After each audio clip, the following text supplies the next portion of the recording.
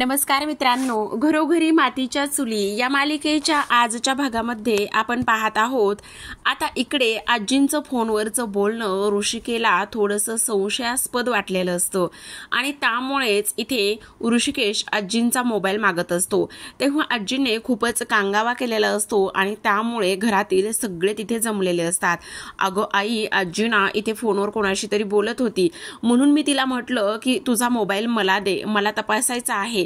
अगं हो आई, दे ना मग. ऋषिकेश मोबाईल तर मागतोय, काय फरक पडतोय त्याने. तेव्हा सारंग म्हणतो, अगं आजी असं काय करतेस, का बरं तू मोबाईल देत नाहीयेस, आणि दे ना मोबाईल दादाला.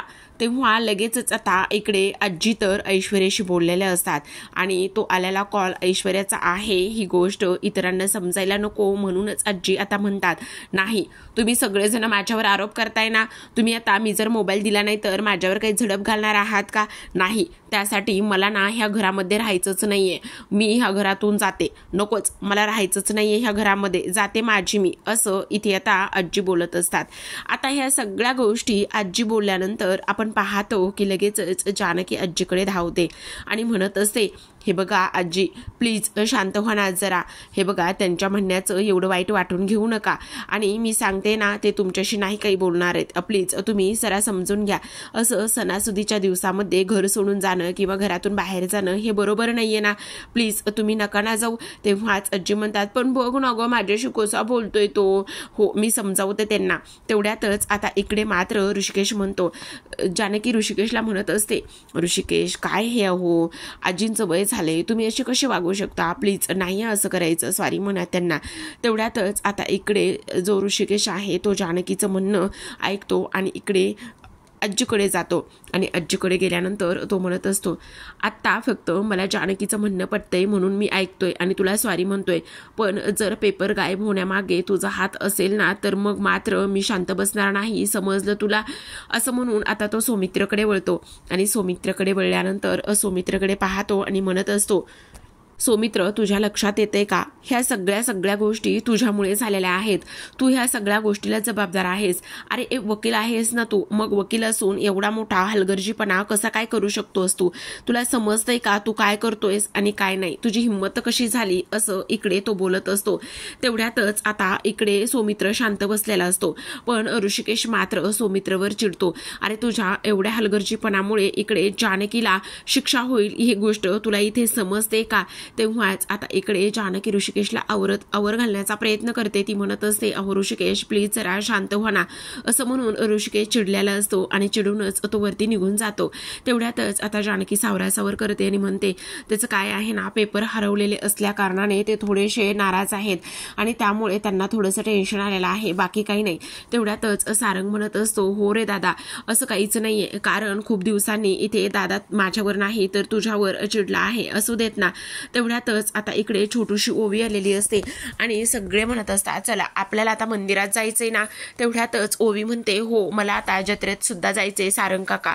इकडे आजीने मात्र आता इकडे सुटकेचा श्वास सोडलेला असतो. तर आता इकडे सगळेजण मंदिरामध्ये जायला निघतात. तर आता इकडे दुसऱ्या बाजूला आपण पाहतो की मास्कमॅन जो आहे तो लताबाईंकडे आलेला असतो. लताबाईंकडे मास्कमॅन आल्यानंतर इथे तो म्हणत असतो, म्हणजे तिला सोडवण्याचं काम करतो. तेव्हाच लताबाई म्हणतात, अरे हैवाना, का मला सोडतोयस तू, कुठे घेऊन चाललायस, का सोडतोयस, सांग ना. अगे माया, कुठे आहेस तू, अरे सांग ना मला, का सोडतोयस तू, का झालेलं आहे, कुठे घेऊन जाणार आहेस. तेव्हा लगेचच मास्कमॅन म्हणत असतो, मी तुला आता तुझ्या मुलीकडे घेऊन जाणार आहे, तुला तुझ्या जानकीला खूप भेटण्याची हौस आहे ना, मग मी तुला तिच्याकडे घेऊन जाणार आहे, चल.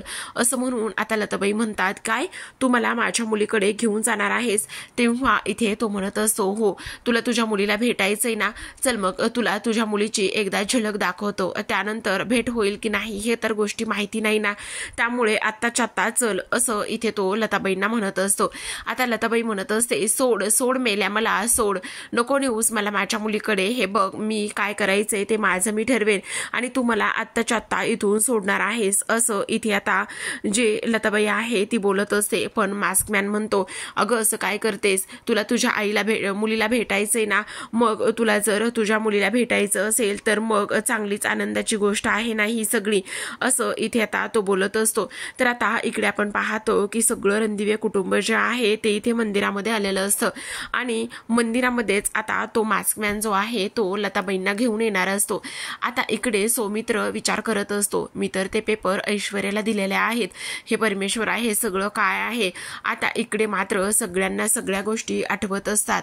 सौमित्र विचार करत असतो की हे सगळं माझ्यामुळे झालेलं आहे, ह्या सगळ्या ज्या गोष्टी आहेत ना त्या फक्त आणि फक्त इथे माझ्यामुळे झाल्यात, ह्या सगळ्या गोष्टीला मी कुठेतरी जबाबदार आहे असं इथे तो मनामध्येच विचार करत असतो. तर इकडे आता जानकी आरती करत असतानाच तिची आई भेटल्याला तो तिला क्षण आठवतो आणि ती म्हणत असते, माझी आई मला भेटली तेव्हा तिची भेट अगदी काही क्षणाचीच होती, असं म्हणूनच देवीची आरती करायला लागलेली असते. आता मनामध्येच देवीचा धावा करत असते. ती म्हणत असते, हे अंबाबाई, हे माते, तुला तर सगळं माहिती आहे ना, तू सुद्धा सगळ्यांची आई आहेस, मग तुला इथे माझ्या मनातील दुःख ते सगळं कसं कळत नाही आणि माझी आई कुठे आहे, ती सुखरूप आहे की नाही, ह्या सुद्धा गोष्टी मला माहिती नाहीयेत. काही कर पण माझी आई कुठे आहे ह्याचा मला काहीतरी संकेत दे, असं इकडे ती बोलत असते. तर इकडे आता जो आपला ऋषी आहे तो सुद्धा घंटानाद करत असतो. तर आरती इकडे जानकी करत असते आणि देवीचा धावा घेत असते. तेवढ्यातच आता जवळपास आरती संपलेली असते आणि सगळेजण देवीला नमस्कार करत असतात. इकडे जानकीने देवीकडे काहीतरी मागितलेलं असतं, खूपच मनोभावे तिने आरती केलेली असते आणि तेवढ्यातच आता जानकीला बाजूच्या पडद्यातून कोणीतरी दिसत असतं. ती मागे वळून पाहते, तर मागे वळून पाहिल्याबरोबर तिचं लक्ष तिथे जातं. आता तिचं लक्ष तिथे गेल्यानंतर ती पाहते की इथे मास्कमॅनच्या हातामध्ये तिची आई होती आणि तो तिचं पूर्ण तोंड जे आहे ते बांधलेलं होतं आणि तेव्हाच जानकी धावतच येते आणि ती म्हणत असते, आई आई, माझी खात्री आहे की आईच होती, ती आईच होती, म्हणूनच बाहेर धावा घेत असते. इकडे सगळेजण म्हणतात की जानकी, अगं जानकी, तू कुठे चाललेली आहेस? आणि तेव्हा सुमित्रा म्हणते, ही जानकी अशी आत्ता ह्या वेळेला कुठे बरं निघून गेलेली आहे, काय झालेलं आहे, सगळं काही ठीक तर असेल ना? तेव्हाच आता इकडे ऋषिकेश म्हणत असतो, आई तू काळजी करू नकोस, तुम्ही आरती कंटिन्यू करा, मी बघतो इकडे जानकीला काय झाले आणि ती का अशी बाहेर गेलेली आहे. आता लगेचच ऋषिकेश सुद्धा बाहेर निघालेला असतो.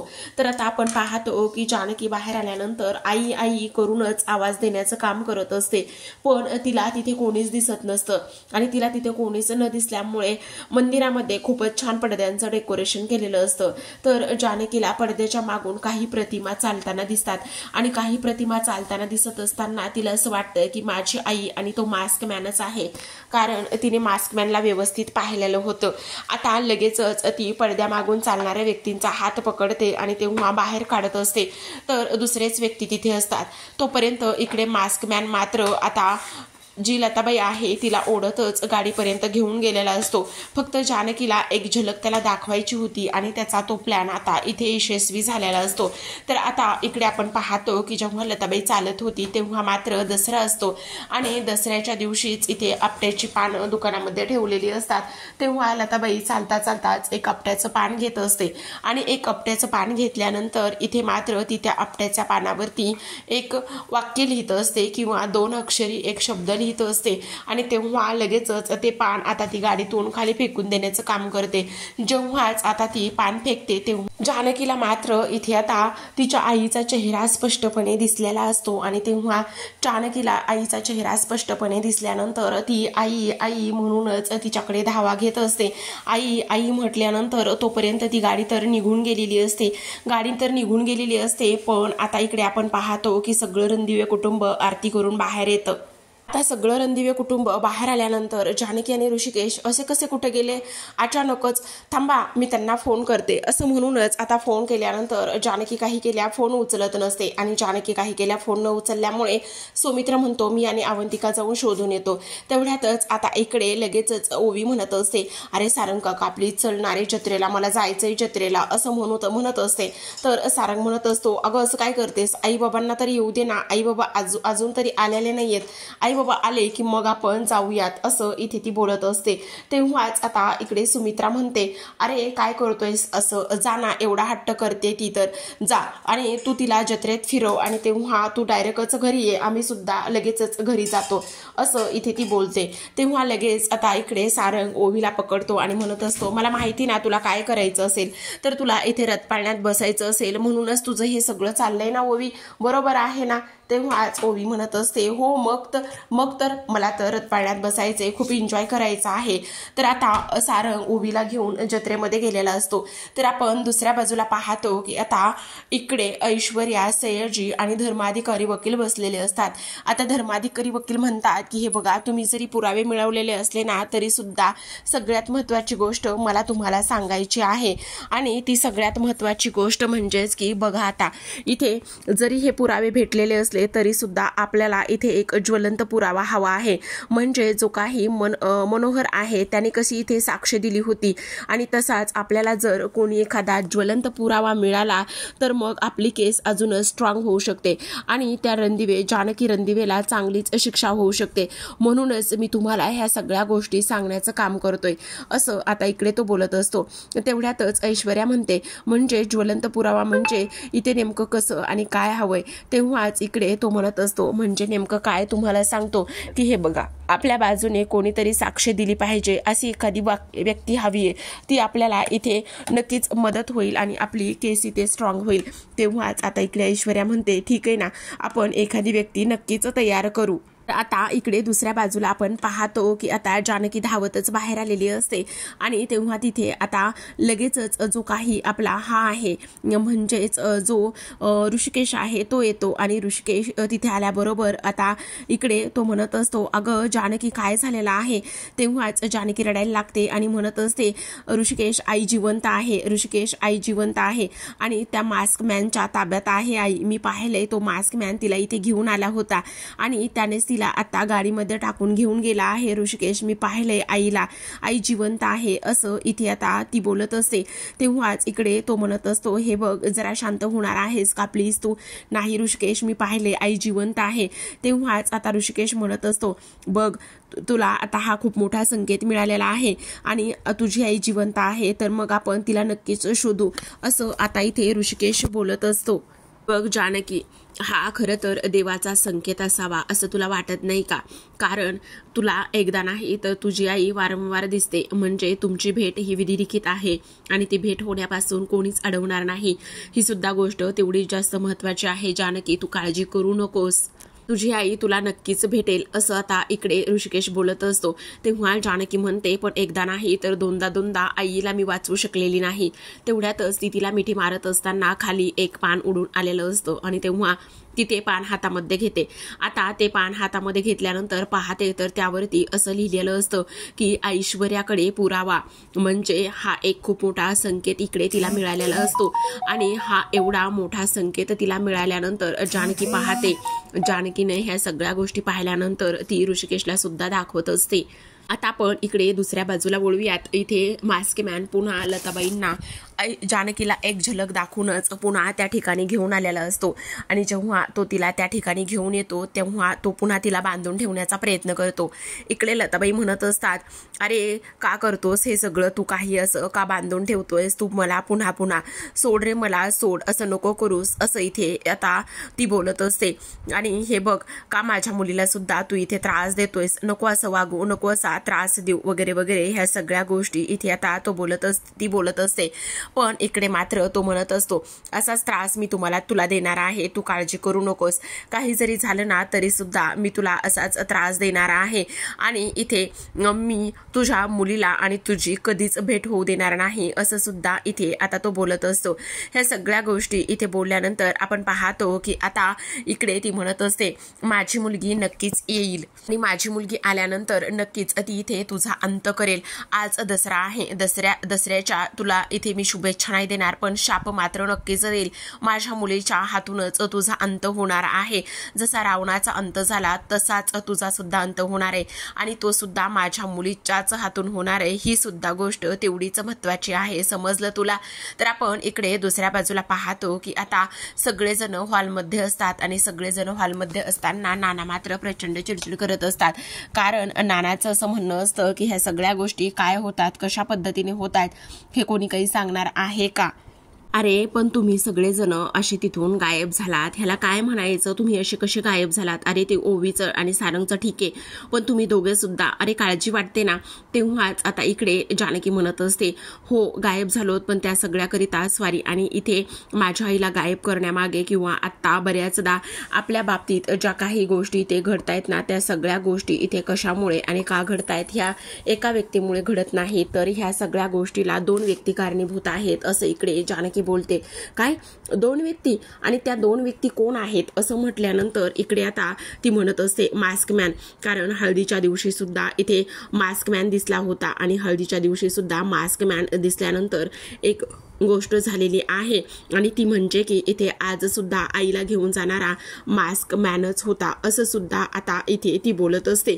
तेव्हा इथे हे सगळं काही बोलल्यानंतर जानकी हे सगळं काय आहे? तेव्हा जानकी म्हणते, हो आई, माझ्याकडे तर पुरावा सुद्धा आहे आणि तुम्हाला मी तो पुरावा दाखवते. हे बघा, जेव्हा आईला इथे मास्कमॅन घेऊन जात होता तेव्हा आईनं हे पान खाली गाडीतून फेकलं आणि यावरती असं स्पष्टपणे लिहिलेलं आहे की इथे तिला इथे जे काही आपले पुरावे आहेत ते पुरावे इथे ऐश्वर्याकडे आहेत आणि हा खूप मोठा पुरावा आपल्यासाठी आहे. आता इकडे मात्र लगेचच सौमित्र सुद्धा ते पाहतो. सौमित्रने इकडे पाहिल्यानंतर लगेचच तो म्हणत असतो, हो बहुतेक ऐश्वर्याकडेच हे पुरावे असतील. तेव्हा जानकी म्हणते, एकतर आई जिवंत आहे आणि दुसरी तिसरी गोष्ट काही नसून ती म्हणजे की आता जे पुरावे आहेत ते सुद्धा ऐश्वर्याकडेच आहेत असं इथे ती बोलते. आता लगेचच इकडे सगळेजण पाहतच असतात. आता मात्र सौमित्रला खूपच टेन्शन आलेलं असतं, कारण इकडे सौमित्रनेच ते पुरावे दिलेले असतात आणि त्यामुळे इथे ह्या सगळ्या गोष्टी घडून आलेल्या आहेत. एक गोष्ट मात्र नक्की आणि महत्त्वाची आहे, जर लता काकू जिवंत असतील तर हा खूप मोठा आपल्याकडे पुरावा असू शकतो, म्हणजे त्या कोर्टामध्ये येऊन साक्ष देऊ शकतात. तेव्हा आता लगेचच आपण पाहतो की आता सगळ्यात महत्त्वाचं म्हणजे, पण जानकी म्हणते आता त्याला हे समजलेलं आहे आणि तेव्हा त्याने आपल्याला सुद्धा आईला दाखवलेलं आहे, म्हणजे तो खूप अलर्ट झाला असेल. मला असं वाटतंय की आता ह्या सगळ्या गोष्टी आपल्याला खूप लवकर कराव्या लागतील. काही जरी झालं ना तरी सुद्धा आईला त्याच्या तावडीतून लवकरात लवकर सोडावं लागेल. त्याने आईला काही करता कामा नये. ही गोष्ट मात्र तेवढीच महत्त्वाची आहे. आई जिवंत आहे हे सुद्धा तेवढंच महत्त्वाचं आहे. पण आता काही करून आपल्याला आईला शोधायचे, पण कसं शोधायचं, काय करायचं ह्या तर गोष्टी ते समजत नाहीत असं जानकी बोलत असते. आता मात्र अवंतिका शांत बसत नसते. प्रेक्षकांनो ती म्हणत असते, वहिनी पुरावे ऐश्वर्याकडेच आहेत. तेव्हा सगळेजण तिच्याकडे पाहतात. अवंतिका सौमित्रकडे पाहते. सौमित्र खूपच जास्त टेन्शनमध्ये असतो. इकडे सुमित्राला तर काय चाललंय कळतच नसतं. तेव्हा जानकी म्हणते, काय पुरावे ऐश्वर्याकडेच आहेत म्हणजे? तेव्हा ऋषिकेश म्हणतो, पुरावे ऐश्वर्याकडे आहेत म्हणजे नेमके पुरावे ऐश्वर्याकडे गेलेच कसे? बोल सौमित्र, पुरावे ऐश्वर्याकडे गेलेच कसे? असं म्हणूनच तो आता सौमित्रकडे येऊन उभा राहिलेला असतो. तेव्हा हे सगळं काय चाललंय काहीच कळत नसतं, कारण इकडे आता अवंतिकाने तर ह्या गोष्टी सांगून ठेवलेल्या असतात. पण सगळ्यात महत्त्वाचं म्हणजे की आता इकडे आतापर्यंत तरी त्याने ह्या गोष्टीचा इथे उलगडा केलेला नसतो की अवंतिकाला तिने किडनॅप केला आहे. ऋषिकेश मात्र खूप चिडतो आणि चिडल्यानंतर तो आता सौमित्राची जवळपास कॉलरच पकडतो. तर आता प्रेक्षकांनो आजच्या भागामध्ये एवढंच. उद्याचा भाग जाणून घेण्याआधी आपल्या चॅनलवर नवीन असाल तर नक्की चॅनलला सबस्क्राईब करा. ऋषिकेश सौमित्राची कॉलर पकडतो आणि त्याला जाब विचारण्याचा प्रयत्न करतो. तो म्हणत असतो, हे सगळं काय आहे आणि ह्या सगळ्या गोष्टी का कशामुळे केलेल्या आहेस? तुला कळतंय का तू काय केलेलं आहेस? पुरावे तू ऐश्वर्याला का बरं नेऊन दिलेले आहेस? तेव्हाच आता इकडे जानकी म्हणत असते, अहो तुम्ही हे काय करताय? तुम्हाला नाही माहिती का? सगळ्यात महत्त्वाचं म्हणजेच की इकडे तिने अवंतिकाला किडनॅप केलं होतं आणि अवंतिकाला किडनॅप केलेलं असल्या कारणाने ह्या सगळ्या गोष्टी झालेल्या आहेत. तेव्हा आता इकडे जानकी काय करायचं आहे, कशा पद्धतीने पुरावे मिळवायचे आहेत असं इथे तो बोलत असतो. ह्या सौमित्रेला कळत नाहीये का? एवढ्यातच आता जानकी म्हणत असते, आता काट्यानेच काटा काढायचा आहे, म्हणजे नेमकं काय करायचं आहे असं विचारल्यानंतर जानकी म्हणते, आता बघाच काय करायचे ते. तेव्हा जानकी आता ती म्हणत असते, मास्क मॅनचाच आता इथे मी अवतार घेणार आहे, म्हणून आता स्वतःला मास्क मॅन बनवते. आणि स्वतःला मास्क मॅन बनवल्यानंतर आता इकडे ती ऐश्वर्याकडे निघालेली असते. ऐश्वर्याला असं वाटत असतं की मास्क मॅनच आलेला आहे म्हणून, आणि ऐश्वर्या मात्र सगळे प्रॉपर्टीचे पेपर आणि सगळं काही इथे ती त्याला देऊन टाकते. आणि आता इकडे जानकी ते सगळं काही हातामध्ये घेते. आता जानकी सगळं काही हातामध्ये घेतल्यानंतर आपण पाहतो की इकडे मात्र खूपच मोठा धमाका झालेला असतो. जानकीने ते इथे तिला पैशांची बॅग दिलेली असते आणि पैशांची बॅग दिल्यानंतर इकडे मात्र ती म्हणत असते, अच्छा बघ कसा धोका मी तुला दिलाय, काट्यानेच काटा काढलाय ऐश्वर्या, दिसतं तसं नसतं, म्हणूनच हे जग फसतं असं म्हटल्यानंतर म्हणजे नेमकं काय असं म्हणून आता जानकी स्वतःच्या चेहऱ्यावरचं पूर्ण मास्क बाजूला करते आणि ऐश्वर्या समोर येऊन उभी राहते.